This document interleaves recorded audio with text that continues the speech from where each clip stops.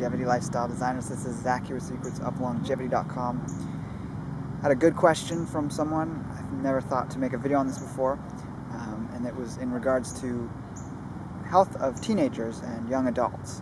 And when you're in high school, when you're in university or college, what are the things that you can do in sort of that more limited type of life? Because a lot of people obviously have less flexibility than if they're, have their own place, or they're at a point in life where they can afford certain things and do everything themselves, for themselves. They have certain limits. So what's the things that are most important for people at that time? And also, when you're at that age, what is occurring in the body that is often an issue that can easily be addressed through lifestyle means? So there's a number of different things I'll cover in this video. We're going to look at some mental things, social things, a little bit of diet, but it's more so going to be more how do you best set yourself up for a life of good health and get a good framework, because that is a very foundational part of your life, is when you're at that crucial developmental stage, which is for both men and women, girls and guys. It's that point at which you're going through puberty, and then just at the tail end of puberty, when a lot of what you do has a big impact on your life, and it can in reality make or break you. A lot of people go through bad experiences at that time which shape themselves for the better or for worse. I've seen plenty of people in my lifetime, and also from my own experience, who had certain things that happened to them at that time and they overcome it, and that becomes an asset. But there's also people who go through things and they are harmed from it, in the sense of, you got too involved in drugs, or you became an alcoholic as a teenager, and these things obviously are clearly not going to be beneficial for you unless you overcome them and there was minimal damage. Now, just to give a bit of framework of my time in that time period, and that's sort of going to be a basis for this video, there are things I was engaged in that I would even say would have been more harmful if it had been anyone else who didn't have the framework and family life that I had at my disposal to be able to bring oneself into a state of balance. Because I actually had a series of pretty intense mental things going on at the end of high school. I'm not going to go into great depth of that. I'll do that. Done that in the past, and I'll talk about that in the future in a singular video. But I was basically at a point where I was nearly put on psychiatric medication due to excessive use of certain substances, and not an addiction type thing, but more of a psychosis type reasoning for that. And while I definitely learned from and do not regret the experiences I had during that time that led to that, it was something that, had circumstances been different, things could have worked out much differently. So in hindsight, the recommendations I'd make for anyone would be to hold off on those kinds of things until later in life, when you have better delineation as to how much of that you want to do. Are you in the best place to be doing that?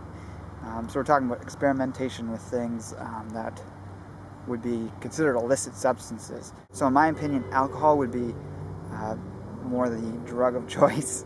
Well, definitely I think being too austere and conservative is not a good thing at that time period in your life. You are in very social situations in terms of where you're getting your education and all these other things, and you need a balance of that to be able to connect to your peers and to experiment and learn those things.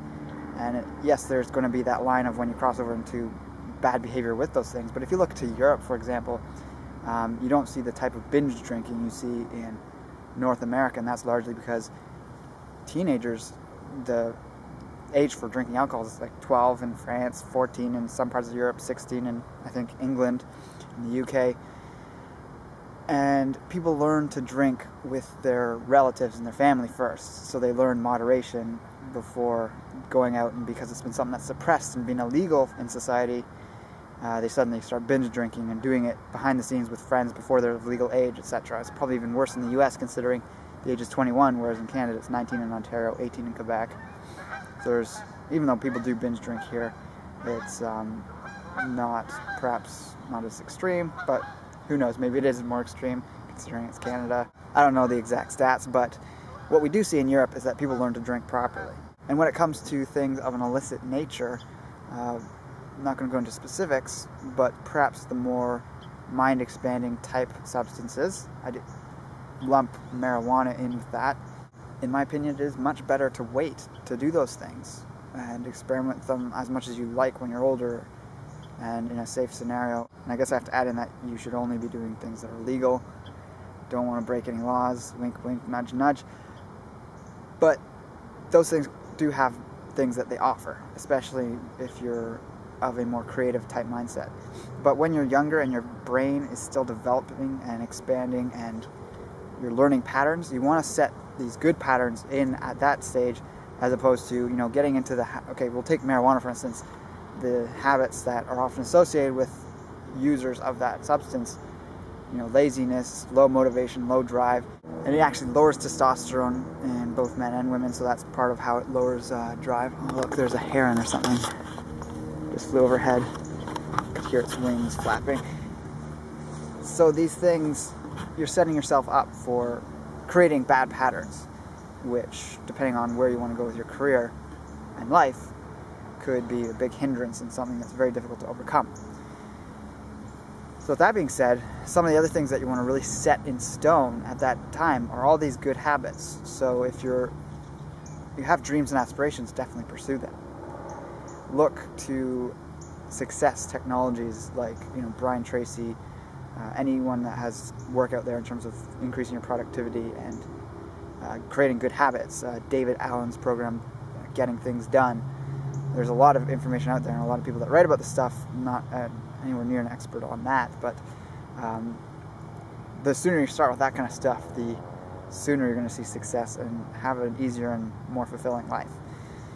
Now, in terms of actual health things that you want to do, you want to be focused on building. Your body's growing at this time. Don't get suckered into these extreme detox type lifestyles. More than ever, I'd say do not be vegetarian at this point or vegan at this point in your life. Maybe consider that later on, but at this point you're growing. You want to support your hormonal health as much as possible. You want to be building your bones as much as possible, even more so if you're a woman. That's where you get the most bone density built up in terms of the shortest period of time. So what you do at that period in your life is going to reflect your risk of osteoporosis down the road. This goes for both men and women. So be active, be consuming enough protein that you're getting enough IGF-1 levels that are high enough to help build that strong skeletal muscle and skeletal system, the bones themselves. And don't be doing these things that damage your endocrine health, which would be, limiting your cholesterol intake, limiting all these other things. You don't have to be concerned about those kinds of things at that age. That's largely something you can be concerned about later in life, and then learn more about why cholesterol isn't as damaging as some people say it is. So that is really sort of the biggest thing, in my opinion, is you want to think about building a type of plan as opposed to a detoxing. I mean, it's a different thing if you're in a state of disease. Sometimes teenagers run into things like childhood arthritis or young adult arthritis or these other things where you need to go on a more cleansing regimen. You might benefit from going on a vegan type plan to really reduce a lot of things that might be building up in the body from a really bad childhood, for instance, if you grew up on a non-organic sort of junk food type diet. So that would be the exception. We're talking, if you're in generally good health at this point, then you want to focus on building. And if you're suffering from things like acne or other things which a lot of people associate with needing to detox, there's probably a few key things you want to eliminate from your diet, but you don't need to go on any extreme regimens to find a solution for that. Just a bit of a change of scenario here. My memory card was full. So another point I wanted to cover was, as a teenager and young adult, when you begin being more experimental, obviously, with intimate partners, relationships, and you come into your sexuality, it is extremely important that, in my opinion, you actually experiment with it. Don't be one of those super tight-ass squares that don't have sex till they're married. I think that's actually more damaging than it is to be promiscuous in a safe context. And that's just because humans are sexual beings. I don't mean to rag on anyone's religion or personal beliefs, but if you have low sex drive, aside from the fact that there are people that do legitimately have what's known as asexuality, where they don't have a sex drive because they're not attracted to people. But the majority of people, when they are healthy, have a very strong sex drive. And to suppress that causes problems that comes out in many other ways, as you see in extreme forms of that. The church, when you suppress sexuality, it comes out in very perverse forms, which is unfortunate.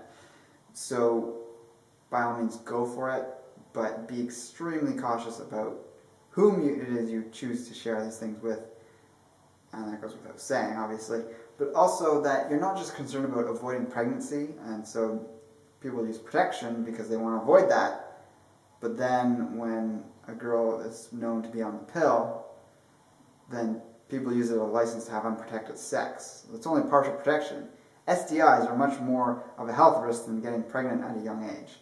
So keep that in mind. There's a whole wide variety of things that you can get that are extremely difficult to get rid of or even impossible to get rid of in your lifetime.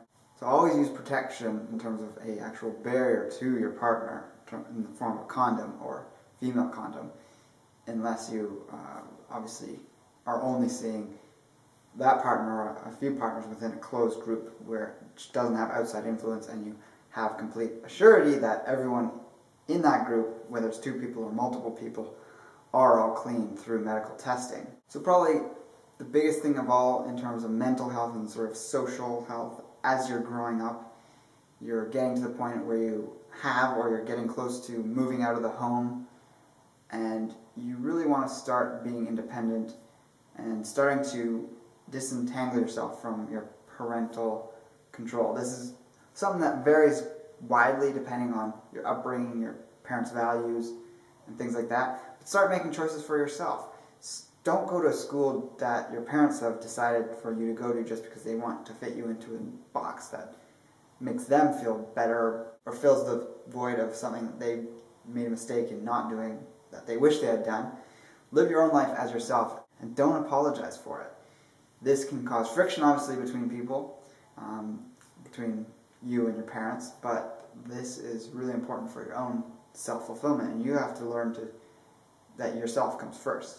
Now, obviously, parents set up barriers to us doing things to help protect us, and those are legitimate, and a lot of people look back as they're older and say, okay, yes, I didn't get to go to all those concerts I wanted to go to. I did get to go to a few when I was a teenager, but I would have liked to have gone to 3 or 4 times more, but they kept me from doing that. And in hindsight, that probably was for the best, because I would have been doing much more dangerous activities at those concerts or raves or whatever it was you may or may not have been able to get to.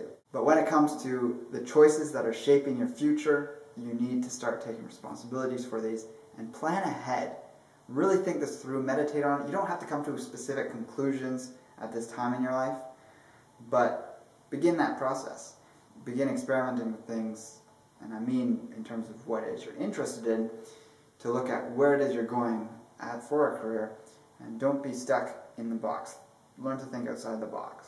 So let me know in the comments below what you thought of my suggestions. A lot of them were much more abstract than perhaps the person asking the question was hoping for.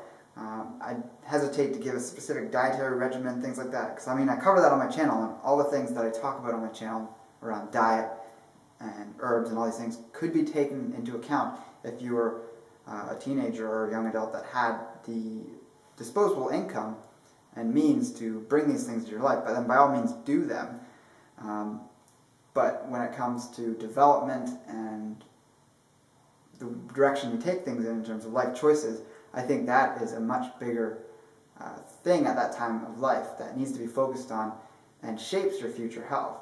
The one major health thing, just to recap, is build your bones. Be athletic and active. You develop these good habits at this time in your life, and you'll have a much easier time maintaining them into adulthood and onwards. So with that, share this video if you have friends that could benefit from this, and also like and favorite the video. And with that, take care and embrace life without limits.